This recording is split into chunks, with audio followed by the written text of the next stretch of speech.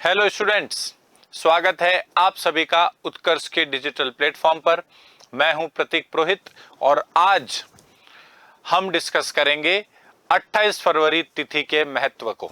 जी हां, आज है 28 फरवरी 2025 और 28 फरवरी को भारत सरकार प्रतिवर्ष राष्ट्रीय विज्ञान दिवस के तौर पर यानी कि नेशनल साइंस डे के तौर पर मनाती है। जो हमारी मिनिस्ट्री है, जो हमारा मंत्रालय है साइंस का, ministry of science and technology, वो जो है 28 फरवरी को 28 फेब को नेशनल साइंस डे या राष्ट्रीय विज्ञान दिवस मनाया जाता है। इस दिन जो है स्कूलों में साइंस फेयर्स का आयोजन यानी कि जो विज्ञान के मेले होते हैं उनका आयोजन किया जाता है। आइए समझते हैं कि 28 फरवरी को ही राष्ट्रीय विज्ञान दिवस क्यों है। तो देखें, इसके पीछे जो मूलभूत कारण है, जो बेसिक रीजन है, वो आप मेरे पीछे देख सकते हैं। भारत के महानतम वैज्ञानिकों में से एक, one of the greatest scientists of India, Shri CV Raman साहब ने 28 फरवरी के दिन ही, वर्ष था 1928 और तिथि थी 28 फरवरी, तो यानी कि 28 फेब 1928 को सीवी रमन साहब ने रमन इफेक्ट की खोज की और लोगों को इसके बारे में बताया। रमन इफेक्ट यानी कि रमन प्रभाव। तो लोगों को सीवी रमन साहब ने रमन प्रभाव की खोज करके 28 फरवरी 1928 को ही जानकारी दी और इसी दिन के महत्व को सेलिब्रेट करने के लिए, रमन प्रभाव की खोज को सेलिब्रेट करने के लिए 28 फरवरी को हम लोग राष्ट्रीय विज्ञान दिवस या फिर नेशनल साइंस डे सेलिब्रेट करते हैं। ध्यान रखें स्टूडेंट्स, आरएस मेंस के एग्जाम में जो पेपर 2 है उसमें सब्जेक्ट है साइंस एंड टेक्नोलॉजी और टेक्नोलॉजी वाले पोर्शन के लास्ट में सिलेबस में एक पॉइंट है एमिनेंट साइंटिस्ट्स ऑफ इंडिया यानी कि भारत के प्रमुख वैज्ञानिक। तो ये जो आज का दिन है, जो सीवी रमन साहब है, ये एक बहुत इंपॉर्टेंट टॉपिक है आरएस के मेंस के सिलेबस के लिए और प्रीलिम्स के लिए करंट अफेयर्स के पॉइंट ऑफ व्यू से। तो चलिए डिस्कस करते हैं सबसे पहले सीवी रमन साहब के बारे में और उसके बाद आते हैं रमन प्रभाव पर। तो सीवी रमन साहब की यदि बात की जाए तो सीवी रमन साहब जो हैं, इनका जो जन्म है ये होता है, ध्यान रखें इनका जन्म दिवस नहीं है 28 फरवरी, इनका जो बर्थडे है वो नवंबर को आता है। ध्यान रखें, इनका जो सीवी रमन साहब का जो जन्म है वो नवंबर 1888 में हुआ है, यानी कि नवंबर 1888, ठीक है, 7 नवंबर एग्जैक्ट तिथि है। और उसके साथ साथ ध्यान रखें इनका जो जन्म स्थान है वो है तिरुचिरापल्ली, जगह का नाम है तिरुचिरापल्ली। तिरुचिरापल्ली जो है ये कहां है, ये भारत के दक्षिणी राज्य तमिलनाडु में एक जगह है तिरुचिरापल्ली, जहां पे इनका जन्म होता है 7 नवंबर 1888 के दिन 1888। इनके पिताजी, सीवी रमन साहब के जो पिताजी हैं वो गणित और भौतिकी के लेक्चरार थे, यानी कि मैथ्स और फिजिक्स के लेक्चरार थे। तो बचपन से ही सीवी रमन साहब की भी जो रुचि है, जो इंटरेस्ट है, वो साइंस में और स्पेशली फिजिक्स में, जो भौतिक शास्त्र, जो भौतिक विज्ञान है, उसमें काफी ज्यादा थी। सीवी रमन साहब ने अपनी प्रारंभिक शिक्षा, जो स्कूली शिक्षा है, उसे विशाखापट्टनम में पूरा किया। विशाखापट्टनम, जहां पे एक प्रमुख बंदरगाह भी है जिसे हम वाइजैग नाम से भी जानते हैं, तो विशाखापट्टनम में सीवी रमन साहब ने अपनी स्कूलिंग जो है वो पूरी की, स्कूली शिक्षा पूरी की और इसके बाद इन्होंने उस समय के मद्रास प्रेसिडेंसी कॉलेज से अपना ग्रेजुएशन किया। उसके बाद ध्यान रखें सीवी रमन साहब जो हैं, इन्होंने 1907 में 1907 में एग्जाम दिया इंडियन फाइनेंशियल सर्विस, भारतीय वित्त सेवा, जिसे आज की तारीख में हम Indian account and auditing service के नाम से जानते हैं, जो कि यूपीएससी के सिविल सर्विसेज के एग्जाम की एक पोस्ट है। उस समय एग्जाम होता था इंडियन फाइनेंशियल सर्विस और इस एग्जाम में इन्होंने पूरे भारत में प्रथम स्थान हासिल किया, यानी कि सीवी रमन साहब इस एग्जाम में फर्स्ट रैंक पे आए और इसके बाद जो है ये सरकारी नौकरी में लगे, ये गवर्नमेंट जॉब में लगे। लेकिन साइंस के प्रति अपने रुझान को देखते हुए, अपने इंटरेस्ट को देखते हुए और उसे आगे लेके जाने के लिए इन्होंने अधिक समय तक सरकारी नौकरी नहीं की। इन्होंने अपनी नौकरी से इस्तीफा दिया और ये रिसर्च में यानी कि अनुसंधान के कार्य में जुट गए। अब ध्यान रखें, अनुसंधान के कार्य के दौरान इन्होंने कलकत्ता को अपना बेस बनाया। किसे बनाया है? कलकत्ता। कलकत्ता में संस्था है IACS।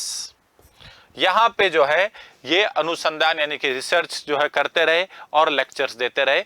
IACS का पूरा नाम है Indian association for cultivation of science. क्या है पूरा नाम? IACS का पूरा नाम है इंडियन एसोसिएशन, इसका नाम आपको इंग्लिश में ही याद रखना होगा, Indian association for cultivation of science. यहां पे जो है इन्होंने रिसर्च की और उसके साथ साथ लेक्चरर के पद पर भी रहे। सीवी रमन साहब ने, ध्यान रखें, एक बार ये 1921 की घटना है, 1921।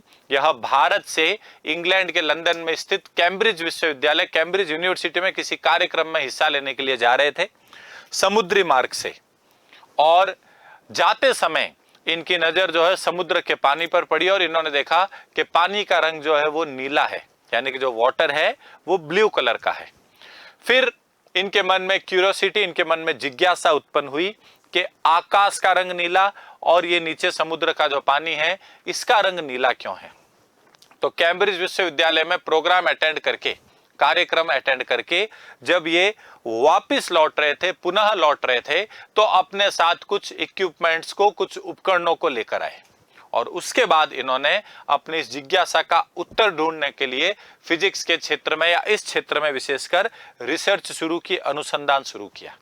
और रिसर्च करते करते इन्हें जो ब्रेक थ्रू मिली वो कब मिली? इन्हें ब्रेक थ्रू मिली 1928, 1928, 1928 में जो है इन्होंने किसकी खोज की? इन्होंने खोज की रमन इफेक्ट, जिसको हम कहते हैं रमन प्रभाव। और ये रमन प्रभाव की जो डिस्कवरी हुई, जो खोज हुई, इसके बारे में इन्होंने लोगों को, जनता को कब बताया? इन्होंने बताया 28 फरवरी 28 फेब 1928। इसी खोज को सेलिब्रेट करने के लिए लोग याद रखें, आने वाली पीढ़ी, आने वाली जनरेशंस जो है वो इसे याद रखें। भारत सरकार जो है 28 फरवरी को क्या मनाती है? राष्ट्रीय विज्ञान दिवस मनाती है। अब प्रश्न आता है रमन प्रभाव क्या है, रमन इफेक्ट क्या है? तो अगर लेमैन लैंग्वेज में, साधारण भाषा में इसके ऊपर एक नजर डाली जाए तो ध्यान रखें रमन इफेक्ट जो है वो किसे कहा जाता है?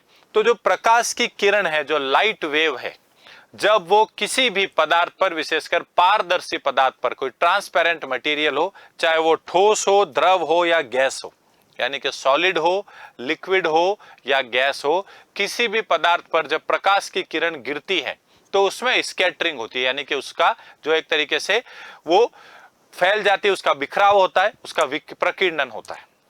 जो स्कैटरिंग होती है, जो प्रकीर्णन होता है, उसके बाद जो उसके अलग अलग भाग हैं उन पर, उनकी गति पर तथा उनके तरंग दैर्ध्य पर, यानी कि उनकी स्पीड पर और उनकी वेवलेंथ पर क्या फर्क पड़ता है।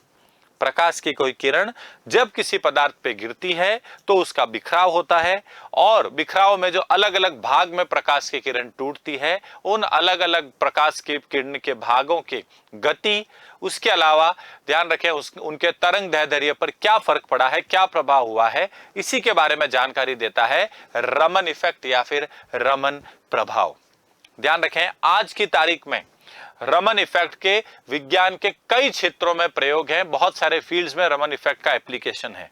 उदाहरण के तौर पर नैनो टेक्नोलॉजी यानी कि नैनो प्रौद्योगिकी, नैनो प्रौद्योगिकी के क्षेत्र में जो हम आरएनए और डीएनए का अध्ययन करते हैं, है ना, आरएनए और डीएनए का जो स्टडी किया जाता है, जो अध्ययन किया जाता है, वो किसके ऊपर आधारित है? उसमें रमन इफेक्ट का एक बड़ा प्रभाव है। भारत ने अपने चंद्रयान मिशन पर पानी की जो खोज की, उस पानी की खोज करने में चांद पर यानी कि मून पर जो वाटर की डिस्कवरी की है इंडिया ने अपने चंद्रयान मिशन के तहत, उसमें भी किसका योगदान है? रमन प्रभाव का ही योगदान है। ये संचार में भी, कम्युनिकेशन में भी काम आता है। लो आवृत्ति यानी कि लो फ्रीक्वेंसी, कम आवृत्ति वाली जो ध्वनि है उसको उच्च आवृत्ति पे जो है कन्वर्ट करके जो है उसको क्या किया जाता है? एक जगह से दूसरे स्थान तक भेजा जाता है। उसमें भी किसका उपयोग है? रमन इफेक्ट का ही यूज है। ये ध्यान रखें एटॉमिक और मॉलिक्यूलर कंपोजिशन यानी कि आणविक और परमाणुवीय जो संगठन है पदार्थों के, उसके भी अध्ययन में काम आता है। जो फॉरेंसिक साइंस है, जो फॉरेंसिक विज्ञान है, उसमें भी रमन इफेक्ट के बहुत सारे मल्टीपल यूजेस हैं। तो रमन इफेक्ट जो है आज की तारीख तक बहुत प्रासंगिक है, बहुत रेलेवेंट है। और जो अभी हमने डिस्कस किया, चाहे नैनो टेक्नोलॉजी का फील्ड हो, डीएनए आरएनए का अध्ययन, चाहे आप ध्यान रखें एस्ट्रोनॉमी का फील्ड हो, जैसे चंद्रयान मिशन के तहत हमने जो चांद पर पानी की खोज की, उसमें भी रमन इफेक्ट का यूज है। इसके अतिरिक्त ध्यान रखें एटॉमिक और मॉलिक्यूलर कंपोजिशन, जो पदार्थों की आणविक और परमाणुवीय संगठन के बारे में हम अध्ययन करते हैं, पता लगाते हैं, उसमें भी रमन इफेक्ट का जो है प्रयोग है। दूर संचार कम्युनिकेशन के फील्ड में भी इसका प्रयोग है। कम आवृत्ति वाली जो ध्वनि होती है, लो फ्रीक्वेंसी साउंड, उसको उच्च आवृत्ति की ध्वनि में कन्वर्ट करके ट्रांसफर करना, भेजना, ट्रांसपोर्ट करना, रमन इफेक्ट का यूज आता है। इसके अतिरिक्त ध्यान रखें आकाश का रंग नीला क्यों होता है, जो अलग अलग फिनोमिना है, जो अलग अलग चीजों को हम समझते हैं, उसमें भी एक किसका बड़ा योगदान है, उसमें भी रमन प्रभाव का, रमन इफेक्ट का एक बड़े लेवल पे योगदान है। तो ये है रमन प्रभाव। अब हम लोग आते हैं सीवी रमन साहब की उपलब्धियों पर। ध्यान रखें किसी भी वैज्ञानिक के बारे में यदि आप पढ़ के जाते हैं तो आपको उस वैज्ञानिक की उपलब्धियां विशेषकर याद रहनी चाहिए। तो सीवी रमन जी की उपलब्धियां, अचीवमेंट्स क्या क्या हैं, तो इनका पूरा का पूरा जो करियर है वो उपलब्धियों से भरा हुआ करियर है। बहुत ही डेकोरेटेड, बहुत ही सेलिब्रेटेड वैज्ञानिक या साइंटिस्ट हैं। मगर इनकी कुछ प्रमुख उपलब्धियों पर यदि गौर किया जाए, फोकस किया जाए, तो सबसे पहला आएगा, ध्यान रखें इसको एक हम फ्लो चार्ट के माध्यम से समझने की कोशिश करते हैं।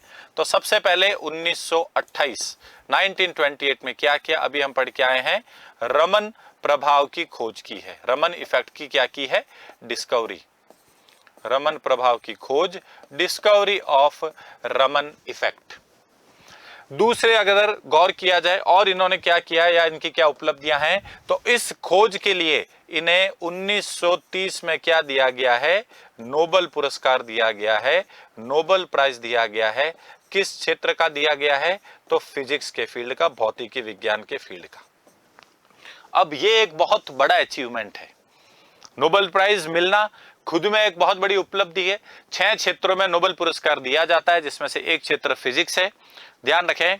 और जो सीवी रमन साहब है, ये विज्ञान के क्षेत्र में, साइंस के किसी भी फील्ड में, साइंस की बात की जाए तो यानी कि चिकित्सा यानी कि मेडिकल साइंस में दिया जाता है नोबेल पुरस्कार, फिजिक्स यानी कि भौतिकी शास्त्र या भौतिकी विज्ञान में दिया जाता है, और केमिस्ट्री यानी कि रसायन शास्त्र, रसायन विज्ञान, साइंस के 3 फील्ड हैं जिसमें नोबेल पुरस्कार दिया जाता है। इस 3 के अलावा एक है इकोनॉमिक्स यानी कि अर्थशास्त्र, एक है लिटरेचर यानी कि साहित्य, और एक है पीस यानी कि शांति। तो 6 ये क्षेत्र हैं नोबेल पुरस्कार के। 3 क्षेत्र विज्ञान के हैं।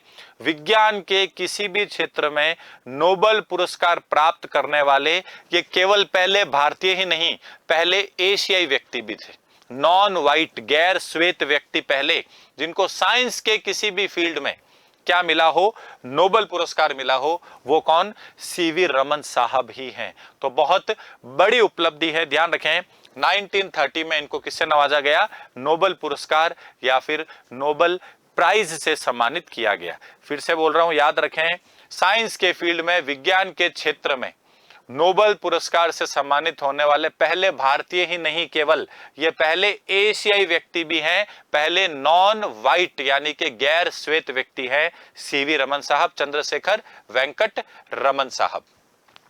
इसके बाद ध्यान रखें इन्हें 1930 में ही एक और मेडल मिला है विज्ञान के क्षेत्र का, और इन्हें मेडल दिया गया है ह्यूज मेडल। क्या कहलाता है, ह्यूज मेडल। तो 1930 में इन्हें ह्यूज मेडल से सम्मानित किया गया है। इसके बाद 11 वर्षों बाद यदि बात की जाए तो 1941 वर्ष से 1941, और 1941 में इनको एक और अवार्ड दिया जाता है, और यह कहलाता है फ्रैंकलिन मेडल। ये क्या है, फ्रैंकलिन मेडल। ये सभी के सभी जो अवार्ड्स हैं ये किसके क्षेत्र के हैं, ये साइंस के फील्ड के हैं, विज्ञान के क्षेत्र के मेडल्स हैं। ठीक है। इसके बाद एक बड़ा अवार्ड भारत के संदर्भ में बात की जाए तो इन्हें 1954 में किससे सम्मानित किया जाता है? तो 1954 में सीवी रमन साहब को भारत रत्न से सम्मानित किया जाता है। भारत के, ध्यान रखें, सर्वोच्च नागरिक सम्मान पुरस्कार से सम्मानित किया जाता है। The highest civilian award of India क्या कहलाता है? भारत रत्न, उससे सम्मानित किया गया। गौर करने लायक बात है कि 1954 में पहली बार भारत रत्न दिया गया था, और जो पहली बार भारत रत्न दिया गया है 1954 में, ये 3 व्यक्तियों को दिया गया था, जिसमें एक है सीवी रमन साहब, उसके अलावा एक है भारत के, ध्यान रखें, पहले उपराष्ट्रपति डॉक्टर सर्वपल्ली राधाकृष्णन जी, और तीसरे व्यक्ति हैं सी राजगोपालाचार्य जी। तो नोबेल प्राइज में भी ये पहली बार जीते हैं विज्ञान के क्षेत्र में, भारत के और उसके साथ साथ एशिया के, और ये भारत रत्न से भी सम्मानित होने वाले पहले व्यक्ति हैं। 1954 में इन्हें भारत के सर्वोच्च नागरिक सम्मान highest civilian award of India किससे सम्मानित किया गया है? भारत रत्न से सम्मानित किया गया है। और इसके 3 वर्ष बाद 1957 में इन्हें किससे सम्मानित किया गया है? तो 1957 में इन्हें दिया गया है लेनिन पीस प्राइज, यानी कि लेनिन शांति पुरस्कार। इन्हें जो है लेनिन पीस प्राइज से भी सम्मानित किया गया, लेनिन शांति पुरस्कार, जो इंग्लिश में कहलाता है लेनिन पीस प्राइज। तो ये इतने सारे प्रमुख मेडल्स और अवार्ड जो है, इससे सीवी रमन साहब को सम्मानित किया गया है। सबसे पहले 1928 में रमन इफेक्ट की डिस्कवरी होती है, रमन प्रभाव की इन्होंने खोज की, और 28 फरवरी के दिन इन्होंने लोगों को बताया, इसलिए 28 फरवरी राष्ट्रीय विज्ञान दिवस है। इसके 2 वर्ष बाद जो है इन्हें, ध्यान रखें, फिजिक्स के फील्ड का नोबेल प्राइज दिया गया, भौतिकी विज्ञान के क्षेत्र का नोबेल पुरस्कार दिया गया 1930 में, और विज्ञान के किसी भी क्षेत्र में नोबेल प्राइज जीतने वाले पहले भारतीय और साथ साथ पहले एशियाई व्यक्ति भी सीवी रमन साहब बने। इसी वर्ष इन्हें विज्ञान के ह्यूज मेडल से भी सम्मानित किया गया 1930 में ही। 11 वर्ष बाद 1941 में इन्हें फ्रैंकलिन मेडल से जो है क्या किया गया? सम्मानित किया गया। उसके बाद 1954 में इन्हें भारत के सर्वोच्च नागरिक सम्मान highest civilian award of India Bharat Ratna से सम्मानित किया गया, और ये भारत रत्न प्राप्त करने वाले भी पहले भारतीय हैं। और 1957 में इन्हें लेनिन शांति पुरस्कार, लेनिन पीस प्राइज से भी सम्मानित किया गया। सीवी रमन साहब का जो देहांत है वो होता है 20 नवंबर 1970, 20 नवंबर 1970, यानी कि 82 वर्ष की आयु में, 82 वर्ष की आयु में ये जो है देवलोक, इनका स्वर्गलोक, या ये ध्यान रखें, इनकी मृत्यु होती है। इस बीच इनके कुछ और उपलब्धियां हैं सीवी रमन साहब की, जिसमें से एक उपलब्धि ये है कि ये 1947 में, 1947 में क्या हुए? IISc बेंगलोर में स्थित है IISc, उसके क्या बने?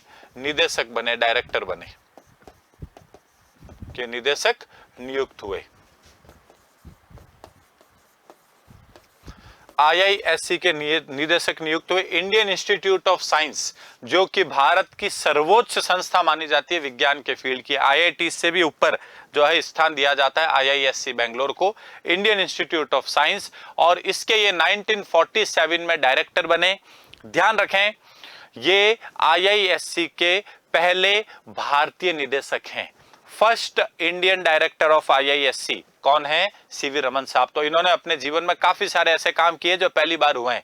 नोबेल पुरस्कार साइंस के फील्ड का हमने देखा है पहली बार भारतीय को और एशियाई व्यक्ति को। भारत रत्न भी पहली बार जीता है किसी व्यक्ति ने, तो सीवी रमन साहब का नाम शामिल है। और उसके साथ साथ IISc यानी कि इंडियन इंस्टीट्यूट ऑफ साइंस, जो कि बेंगलोर में स्थित है, इस संस्था के पहले भारतीय निदेशक, फर्स्ट इंडियन डायरेक्टर कौन बने? सीवी रमन साहब बने। IISc संस्था की बात की जाए तो इसके बारे में ध्यान रखें, इसकी स्थापना 1909 में होती है ना। टाटा साहब के जो है जमशेदजी टाटा के समर्थन से, उनके सहयोग से IISc की स्थापना होती है 1909। और IISc आज की तारीख में भारत के सर्वोच्च विज्ञान को समर्पित संस्थाओं में से एक है। India's highest institute that is dedicated to science and technology, ये ध्यान रखना है। इसके अतिरिक्त इन्होंने जो है अपने खुद के एक इंस्टीट्यूट की भी स्थापना कर दी 1948 में, 1948 में, और उसका नाम है Raman research institute. Raman research institute, और ये भी कहाँ है, ये भी बेंगलुरु में है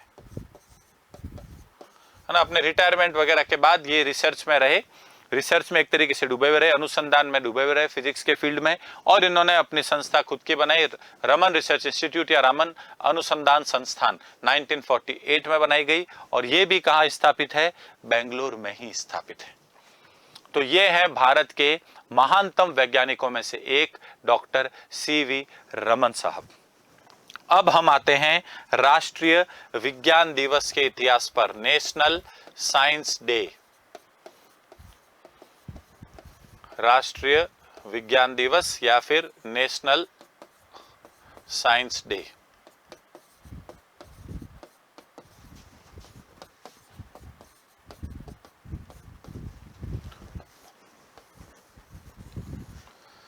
तो देखें, राष्ट्रीय विज्ञान दिवस की यदि बात की जाए तो हम देख चुके हैं पीछे कि इसको 28 फरवरी को ही क्यों मनाया जाता है, क्योंकि 28 फरवरी 1928 वो दिन है, वो तारीख है, वो तिथि है जिस दिन डॉक्टर सीवी रमन साहब ने रमन प्रभाव की खोज की और उसको सभी लोगों को, आमजन को उसके बारे में बताया।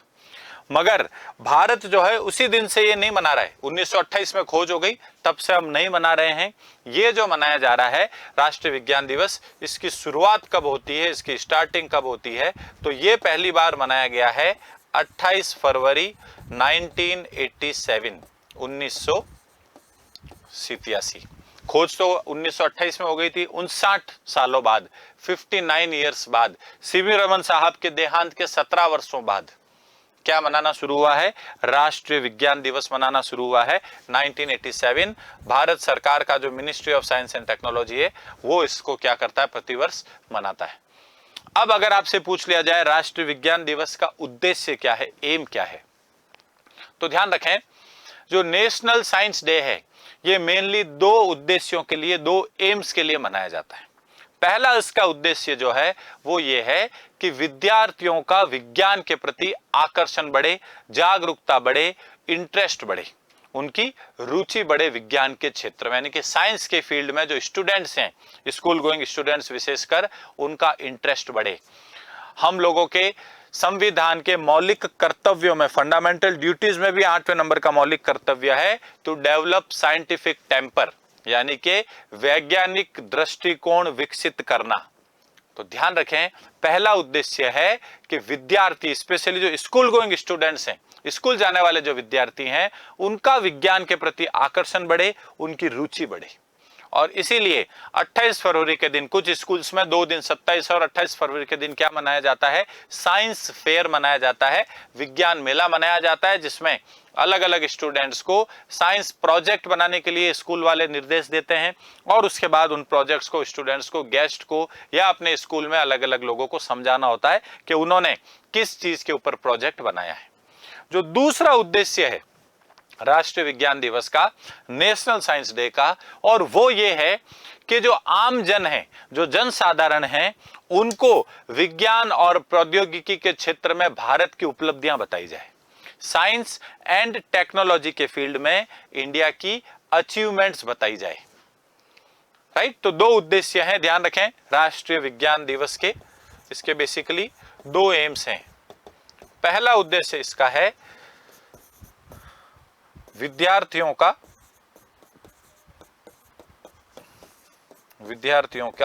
विज्ञान के प्रति आकर्षण तथा रुचि बढ़ाना, आकर्षण तथा रुचि बढ़ाना, to increase attraction and interest of students towards science. जो दूसरा उद्देश्य है वो ये है जनसाधारण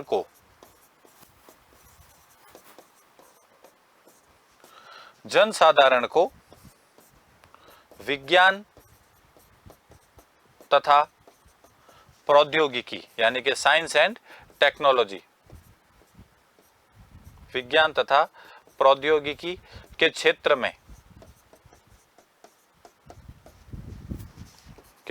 में भारत की उपलब्धियां बताना,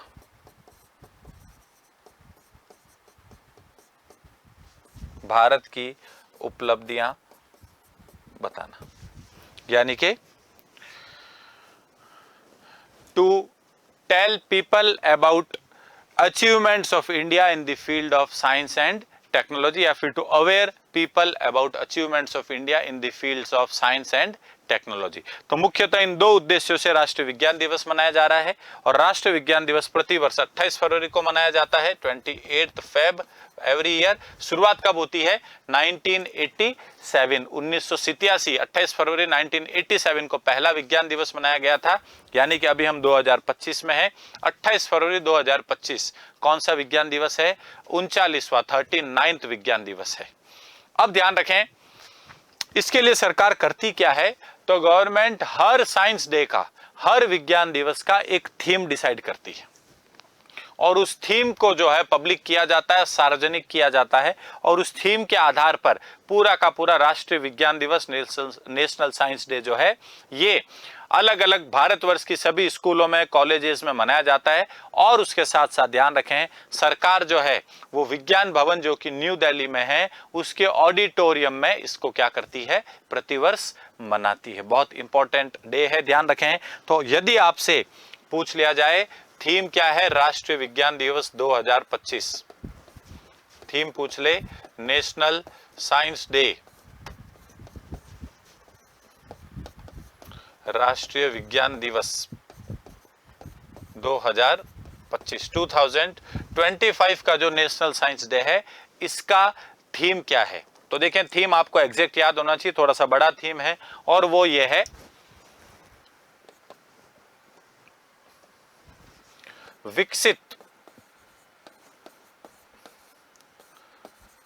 विकसित भारत के लिए, विकसित भारत के लिए विज्ञान और नवाचार।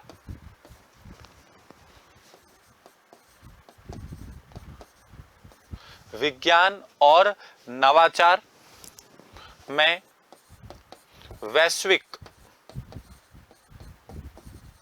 विज्ञान और नवाचार में वैश्विक नेतृत्व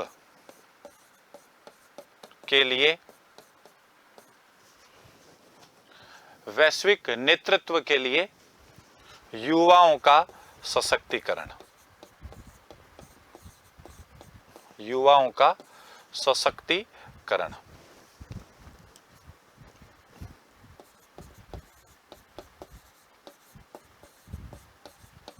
ये पूरा का पूरा थीम है, और आपको एग्जैक्ट याद रहना चाहिए मेंस के एग्जाम के लिए। प्रीलिम्स के लिए आप फिर भी ऑप्शन आए तो उसको देख के जो है वो कर सकते हैं सॉल्व। ध्यान रखें, इस बार आरएस के प्रीलिम्स के पेपर में नोबेल पुरस्कार जो है वो उसके ऊपर क्वेश्चन पूछ लिया गया था कि नोबेल प्राइज किसे दिया गया है, लिटरेचर के फील्ड का, साहित्य के फील्ड का। सामान्यतः नोबेल पुरस्कार आरएस में नहीं पूछा जाता है, पर इस बार क्योंकि अक्टूबर के महीने में नोबेल प्राइज दिए जाते हैं, और इस बार के प्रीलिम्स के लिए जो कि 2 फरवरी को हुआ था 2025, उसके लिए करंट अफेयर्स का पार्ट था। उसी हिसाब से राष्ट्रीय विज्ञान दिवस भी इंपॉर्टेंट है, सिलेबस का भी पार्ट है और उसके साथ साथ करंट अफेयर्स का भी पार्ट हो जाता है। इसको अगर इंग्लिश में कन्वर्ट किया जाए तो इसका इंग्लिश में ट्रांसलेशन है थीम का empowering youth in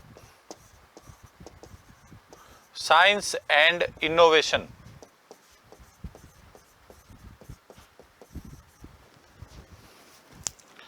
empowering youth for global leadership कर दीजिए, फॉर ग्लोबल लीडरशिप।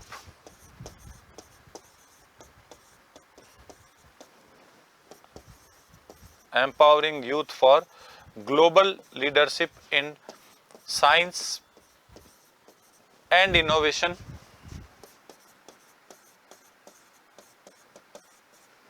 फॉर विकसित भारत। विकसित भारत को विकसित भारत ही लिखा है, डेवलप्ड इंडिया नहीं लिखा है, ध्यान रखना इंग्लिश मीडियम वाले, ठीक है ना। फॉर विकसित Bharat, empowering youth for global leadership in science and innovation for विकसित भारत। विकसित भारत के लिए विज्ञान और नवाचार में वैश्विक नेतृत्व के लिए युवाओं का सशक्तिकरण। ये है 2025 के राष्ट्रीय विज्ञान दिवस की थीम, नेशनल साइंस डे की थीम। तो ध्यान रखें 28 फरवरी हमारा राष्ट्रीय विज्ञान दिवस के तौर पे मनाया जाता है। इसके पीछे का कारण, इसी तारीख को वर्ष 1928 में सीवी रमन साहब ने रमन प्रभाव की खोज की थी। रमन प्रभाव क्या है, क्या उसके एप्लीकेशंस हैं, क्या उसके उपयोग है, वो हम देख चुके हैं। 28 फरवरी 1987 से 1987 से भारत सरकार जो है वो प्रति वर्ष क्या मना रही है, राष्ट्रीय विज्ञान दिवस। राष्ट्रीय विज्ञान दिवस मनाने के पीछे दो उद्देश्य है जो हम पीछे पढ़ के आए हैं। विद्यार्थियों का विज्ञान के प्रति आकर्षण हो और जनसाधारण को भारत की उपलब्धियां पता चले विज्ञान और प्रौद्योगिकी के क्षेत्र में। इसके साथ साथ आरएस के मेंस का एक बहुत इंपॉर्टेंट टॉपिक है जो है वो है eminent scientist of India and Rajasthan, Bharat तथा राजस्थान के प्रमुख वैज्ञानिक। तो उसमें सीवी रमन साहब का नाम जो है बहुत महत्वपूर्ण है, सबसे ऊपर रहता है। सीवी रमन साहब की उपलब्धियां हमने देखी है। इनका जन्म स्थान ध्यान रखें क्या है, तिरुचिरापल्ली तमिलनाडु है। 1888 नवंबर का महीना है, 7 नवंबर तारीख है, 1888 ये इनका जन्म का वर्ष है। कहाँ पे इन्होंने प्रारंभिक शिक्षा की, कॉलेज कहाँ से किया, एग्जाम कौन सा क्लियर किया, वो सब हम पढ़ के जो विज्ञान के क्षेत्र में उपलब्धियां हैं वो हमको विशेषकर एग्जाम के लिए याद रखनी है। 1928 में रमन प्रभाव की खोज, 1930 में सीधा नोबेल पुरस्कार दिया गया है फिजिक्स के फील्ड में, और विज्ञान के किसी भी क्षेत्र में नोबेल पुरस्कार प्राप्त करने वाले पहले भारतीय और पहले एशियाई व्यक्ति सीवी रमन साहब बने। इसी वर्ष 1930 में इनको साइंस का ह्यूज मेडल भी दिया गया। उसके बाद 1941 में फ्रैंकलिन मेडल, 1954 में 1954 में इन्हें भारत का सर्वोच्च नागरिक सम्मान highest civilian award of India भी दिया गया जो कि भारत रत्न है। भारत रत्न प्राप्त करने वाले भी ये पहले भारतीय हैं। इस ध्यान रखें 1954 में 3 भारतीयों को एक साथ दिया गया है, डॉक्टर एस राधाकृष्णन जी, सेकंड है सीवी रमन जी और तीसरे हैं सी राजगोपालाचार्य जी। 1957 में इन्हें लेनिन पीस प्राइज यानी कि लेनिन शांति पुरस्कार से भी सम्मानित किया गया। इतना ही नहीं, सीवी रमन साहब जो है ये 1947 में 1947 में क्या बनते हैं, ये IISc बेंगलोर के निदेशक बनते हैं यानी कि डायरेक्टर बनते हैं। IISc का फुल फॉर्म है Indian institute of science. Bharat के विज्ञान के क्षेत्र की सर्वोच्च संस्था के तौर पे इसे जो है वो याद रखा जाता है। 1909 में इसकी स्थापना होती है टाटा साहब के जो है वो योगदान से, मदद से। और ध्यान रखें इसमें IISc में निदेशक के पद पर नियुक्त होने वाले ये पहले इंडियन हैं, फर्स्ट इंडियन है, पहले भारतीय हैं। ये भी इनकी एक बड़ी उपलब्धि है। फिर अगले वर्ष 1948 में ये अपने खुद का इंस्टीट्यूट खोलते हैं बेंगलोर में, रमन रिसर्च इंस्टीट्यूट, रमन अनुसंधान संस्थान। और ये जो इंस्टीट्यूट है यहाँ पर फिर ये बाद में अपने रिटायरमेंट के बाद फिजिक्स के क्षेत्र में, विज्ञान के क्षेत्र में क्या करते हैं, रिसर्च करते हैं, अनुसंधान करते हैं। 20 नवंबर 1970 वो तारीख है, वो तिथि है जब सीवी रमन साहब का देहांत होता है। बट ध्यान रखें इनका जन्म का वर्ष, इनके जो देहांत की जो तिथि है, जो वर्ष है, वो इतना इंपॉर्टेंट नहीं है जितना इंपॉर्टेंट रमन प्रभाव और उसके साथ साथ इनकी उपलब्धियां हैं, जो अलग अलग मेडल्स, जो अलग अलग पुरस्कारों से इन्हें सम्मानित किया गया। फिर हमने नेशनल साइंस डे को देखा है, 28 फरवरी को मनाया जा रहा है, 1987 से मनाया जा रहा है। और हर वर्ष नेशनल साइंस डे का कोई ना कोई थीम होता है। तो 2025 में राष्ट्रीय विज्ञान दिवस, नेशनल साइंस डे का जो थीम है वो हमने डिस्कस किया है, विकसित भारत के लिए विज्ञान और नवाचार में वैश्विक नेतृत्व के लिए युवाओं का सशक्तिकरण, empowering youth for global leadership in science and innovation for विकसित भारत। आरएस के मेंस के सिलेबस में जो जीएस पेपर 2 है, जनरल स्टडीज पेपर 2, उसमें एथिक्स, ज्योग्राफी और साइंस एंड टेक्नोलॉजी है। साइंस एंड टेक्नोलॉजी में लास्ट में सिलेबस में आप देखेंगे एक टॉपिक आता है, भारत तथा राजस्थान के प्रमुख वैज्ञानिक, eminent scientist of India and Rajasthan, और उनके योगदान, उनके कॉन्ट्रीब्यूशंस और उनकी उपलब्धियां। तो ये जो सीवी रमन साहब के बारे में हमने पढ़ा है, राष्ट्रीय विज्ञान दिवस के बारे में जो हमने डिस्कस किया है, ये उसी टॉपिक का हिस्सा है। धन्यवाद, थैंक यू आप सभी का।